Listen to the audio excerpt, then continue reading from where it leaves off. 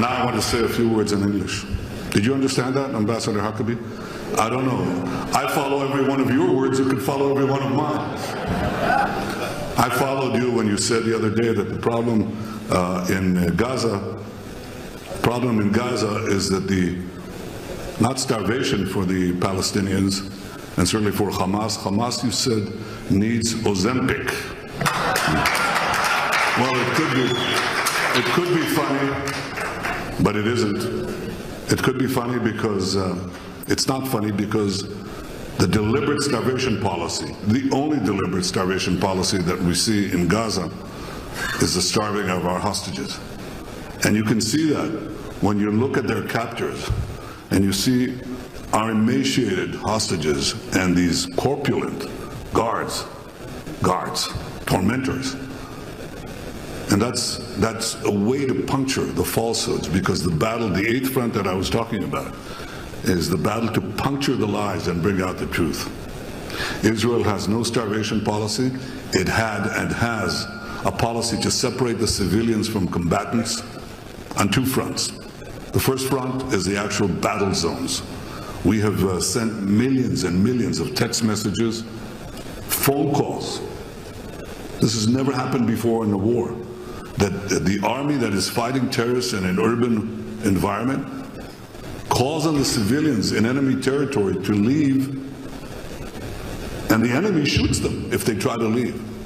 And then Israel is blamed for genocide. That's ridiculous. It is a blatant falsehood, and one of the first and most important lies that has to be exposed. The genocidal element is Hamas. The genocidal element is the Iranian axis that openly calls for the annihilation and extermination of Israel and many Jews. It calls for the death of America, that's true.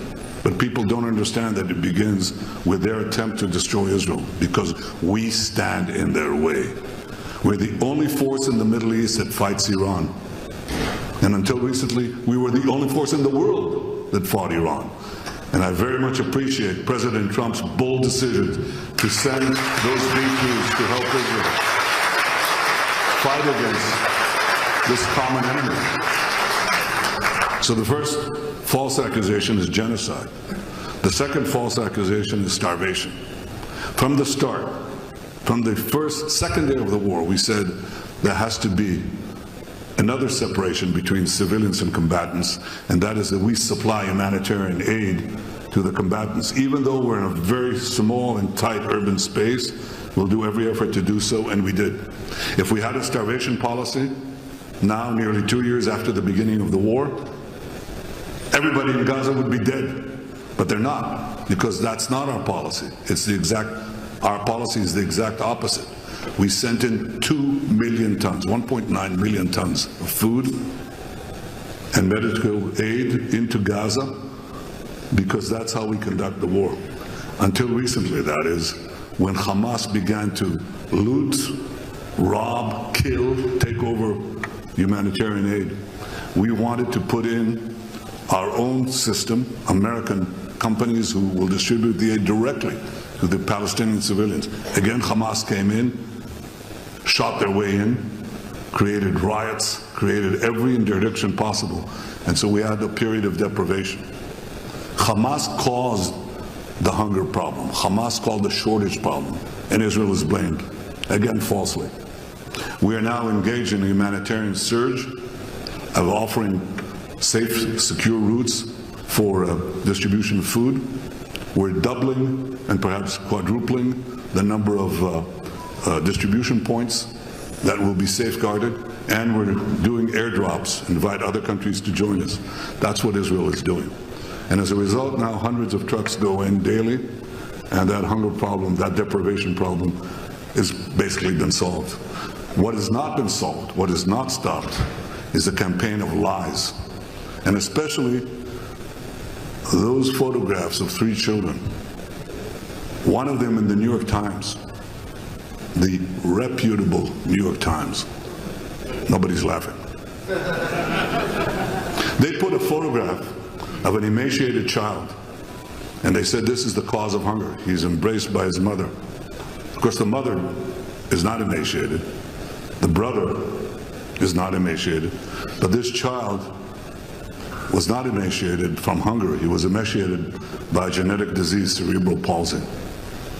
And two other children, same thing, made the great pictures and so on. Horrific, heart-wrenching pictures, because it does tear your heart out when you see this. And they were also suffering from genetic diseases. But two of the three were actually taken care of by Israel. We let out one of these children go to an Italian hospital, and thank God, he recovered there. The other is incurable. He was in our hospitals, but there's nothing you can do about it. So this is a complete reversal of lies, and I don't take it lightly. I think this battle for truth has tragic historical antecedents. My father was a great historian of the Jewish people, and a great historian of the Jews in the Middle Ages. In the Middle Ages, every single massacre that the Jews suffered was preceded by a campaign of vilification and lies. We were accused of spreading disease, vermin, to the Gentiles. We were accused of poisoning the wells.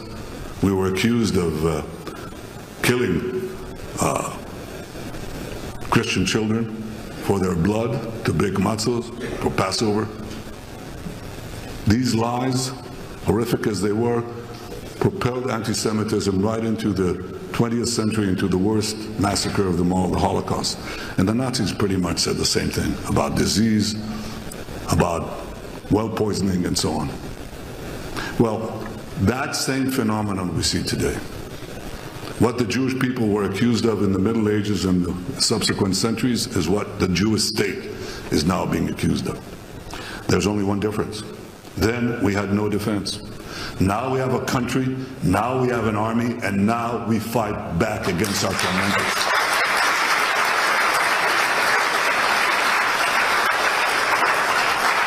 And now we have a great ally in the form of President Trump and many of the American people.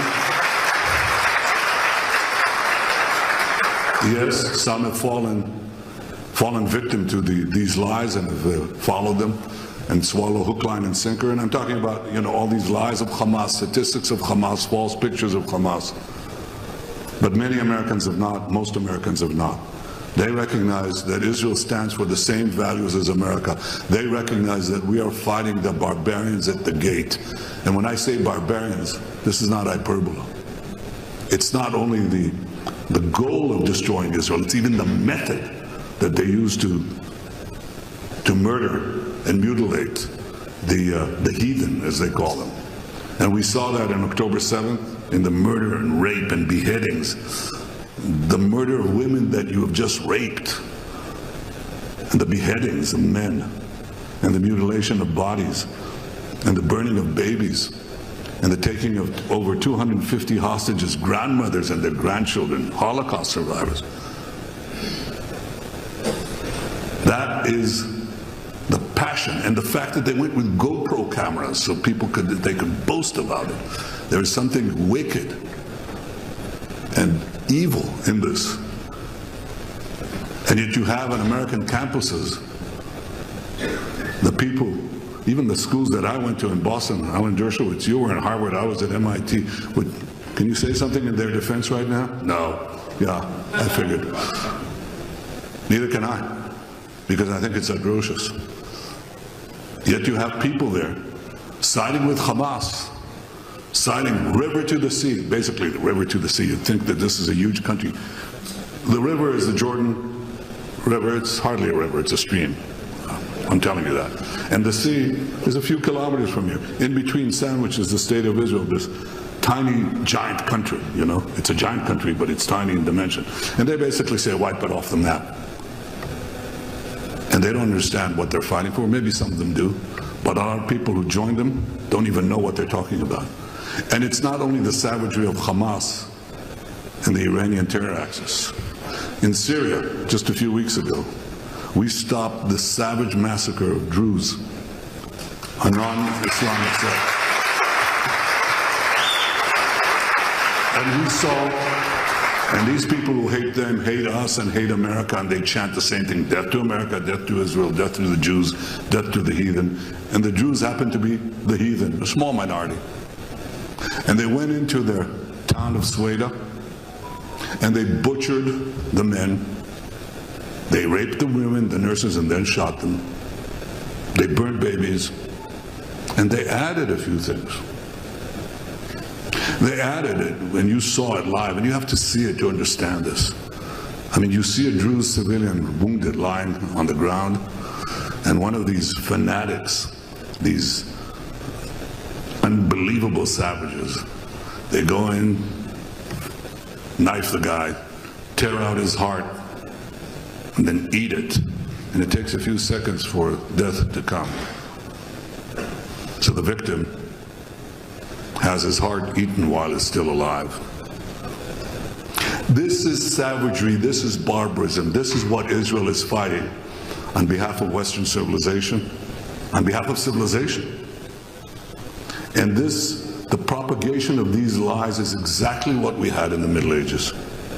So now we have the capacity to physically defend the Jewish state, but we now have to muster all the forces that seek to defend our common civilization against this mutilation of the truth that threatens our common future. And that's why I salute Newsmax and others who stand together, stand up for the truth, are not cowed, can speak their mind, can show the facts, can stand up for our common humanity and for our common future. And if you're not ready in this day and age, especially in this day and age, to fight for freedom, you will lose it. If you do not fight for your civilization, you will lose it. We are prepared to fight, and I know America is prepared to stand with us, and I salute you for doing the same. Thank you. Thank you all.